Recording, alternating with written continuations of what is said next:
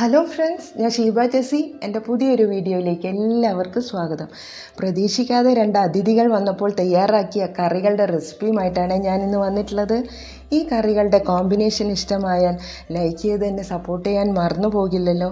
അപ്പോൾ നമുക്ക് ഓരോ റെസിപ്പികളിലേക്കായിട്ട് പോയാലോ.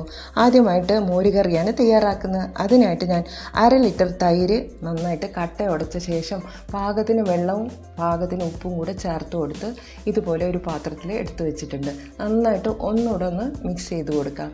ഇനി കടായിലേക്ക് 1.5 ടേബിൾ സ്പൂൺ എണ്ണ ഒഴിച്ചു കൊടുക്കാം. കൂടെ തന്നെ 1/2 ടീസ്പൂൺ കടുകും 1/2 ടീസ്പൂൺ ഉലുവയും 2 വറ്റൽമുളകും കൂടെ ഇട്ട് ഒന്ന് മൂപ്പിച്ചെടുക്കണം. ഇനി ഇതിലേക്ക് ചെറുതായി അരിഞ്ഞ വെളുത്തുള്ളിയും ഇഞ്ചിയുമാണ് ചേർത്ത് കൊടുക്കേണ്ടത്.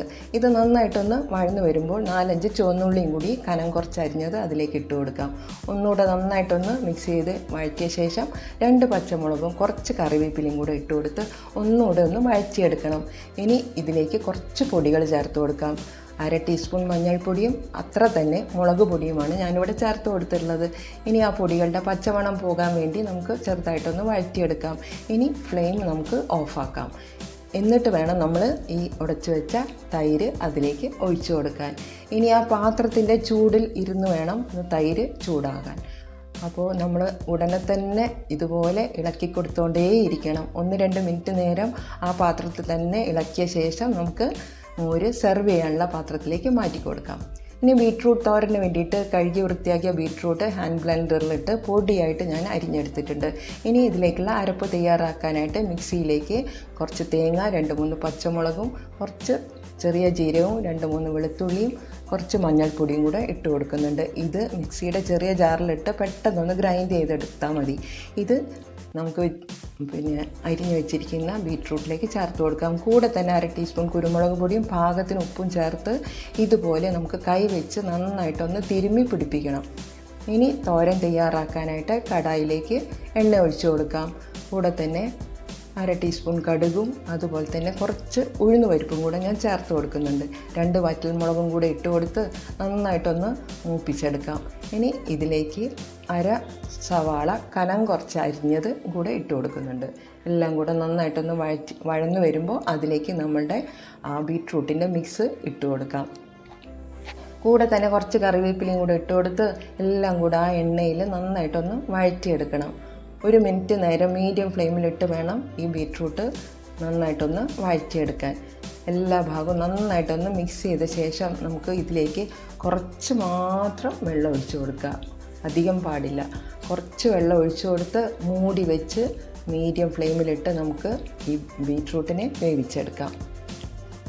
2-3 മിനിറ്റ് കഴിയുമ്പോഴേക്കും ബീട്രൂട്ടിലെ വെള്ളമെല്ലാം വറ്റി നല്ല ഡ്രൈ ആയിട്ടുള്ള നല്ല ടേസ്റ്റി ആയിട്ടുള്ള തോരനൂടെ കിട്ടിയിട്ടുണ്ട്. ഇടയ്ക്ക് തുറന്നൊന്ന് ഇളക്കി നോക്കാൻ മറന്നു പോകരുത്. ഇനി നമുക്ക് ബീഫ് തയ്യാറാക്കാനായിട്ട് കുക്കറിലേക്ക് ഞാൻ 2 ടേബിൾ സ്പൂൺ ഓയിൽ ഒഴിച്ചു കൊടുത്തിട്ട് അതിലേക്ക് വലിയൊരു സവാളയും കൂടെ അരിഞ്ഞ് അതിലേക്ക് ഇട്ട് കൊടുത്തിട്ടുണ്ട്. അപ്പോൾ എൻ്റെ റെസിപ്പികൾ ഇഷ്ടമായാൽ ലൈക്ക് ചെയ്യാൻ മറന്നു പോകരുതേ. പുതിയ ഫ്രണ്ട്സ് ആരെങ്കിലും ഉണ്ടെങ്കിൽ ഒന്ന് സബ്സ്ക്രൈബ് ചെയ്ത് എന്നെ സപ്പോർട്ടും കൂടെ ചെയ്തേക്കണേ. ഇനി അതിലേക്ക് ഇഞ്ചി, വെളുത്തുള്ളി ചതച്ചതും 2-3 പച്ചമുളകും കൂടിയാണ് അതിലേക്ക് ചേർത്ത് കൊടുത്തിട്ടുള്ളത്. ഇനി ഇത് നന്നായിട്ടൊന്ന് വഴറ്റിയെടുക്കാം. പെട്ടെന്ന് വഴലാൻ വേണ്ടി ചെയ്യുന്ന സൂത്രമാണല്ലോ ഉപ്പിട്ട് കൊടുക്കുക. കുറച്ച് ഉപ്പ് ഞാൻ അതിലേക്ക് ചേർത്ത് കൊടുത്തിട്ടുണ്ട്. ഇനി ഒന്ന് നന്നായിട്ടൊന്ന് വഴന്ന് വരുമ്പോൾ പൊടികളായിട്ട് മഞ്ഞൾപ്പൊടിയും മുളക് പൊടിയും ഇട്ടു. കാശ്മീരി മുളക് പൊടിയാണ് ഇട്ട് കൊടുത്തിട്ടുള്ളത്. അത്ര തന്നെ മല്ലിപ്പൊടിയും കൂടെ അതിലേക്ക് ചേർത്ത് കൊടുക്കുന്നുണ്ട്. ഇനി ഗരം മസാലയും കുരുമുളക് പൊടിയും കൂടിയാണ് ചേർത്ത് കൊടുത്തിട്ടുള്ളത്. എല്ലാ പൊടികളുടെയും പച്ചമണം പോകാൻ വേണ്ടി അതൊന്നുകൂടെ നന്നായിട്ട് വഴറ്റിയെടുക്കണം. ഇത് പൊടികൾ വഴറ്റുമ്പോൾ ഫ്ലെയിം വളരെയധികം ലോ ആക്കി വെക്കേണ്ടതാണ്. ഇനി നന്നായിട്ടൊന്ന് വഴറ്റിയെടുത്ത ശേഷം നമ്മൾ കഴുകി വെള്ളം ഊറാൻ വെച്ചിട്ടുള്ള ബീഫ് അതിലേക്ക് ചേർത്ത് കൊടുക്കാം. 1/2 കിലോ ബീഫാണ് ഞാനതിലേക്ക് ചേർത്ത് കൊടുത്തിട്ടുള്ളത്. ഇനി പാകത്തിനുള്ള ഉപ്പും കൂടെ ഇട്ട് ആ മസാലകളെല്ലാം അതും ബീഫുമായിട്ട് മിക്സ് ആകുന്നത് വരെ നമ്മൾ ഇളക്കി കൊടുത്തുകൊണ്ടേയിരിക്കണം. നന്നായിട്ട് ഇളക്കി അതിലേക്ക് ആ മസാലകളെല്ലാം നന്നായിട്ട് പിടിക്കാൻ വേണ്ടിയിട്ട് ഇതുപോലെ ഇളക്കി കൊടുക്കാം.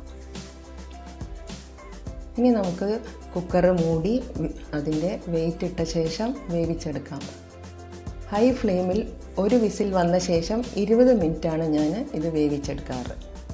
ഇനി അത് വെന്ത ശേഷം നമുക്ക് ഇതുപോലെ ഒരു കടായിലേക്ക് എണ്ണ ഒഴിച്ച് കുറച്ച് തേങ്ങാക്കൊത്തും കുറച്ച് സവാളയും കൂടെ അരിഞ്ഞത് ഇട്ട് കൊടുത്ത് നന്നായിട്ടൊന്ന് വഴറ്റിയെടുക്കണം. ആ തേങ്ങാക്കൊത്ത് ഒന്ന് ചെറിയ ഇളം ബ്രൗൺ കളറാവുന്നത് വരെയും നമ്മളൊന്ന് വഴറ്റി കൊടുക്കാം. തേങ്ങാക്കൊത്ത് ഇഷ്ടമില്ലാത്തവരാണെങ്കിൽ ഇത് നമുക്ക് ഒഴിവാക്കാവുന്നതാണ്.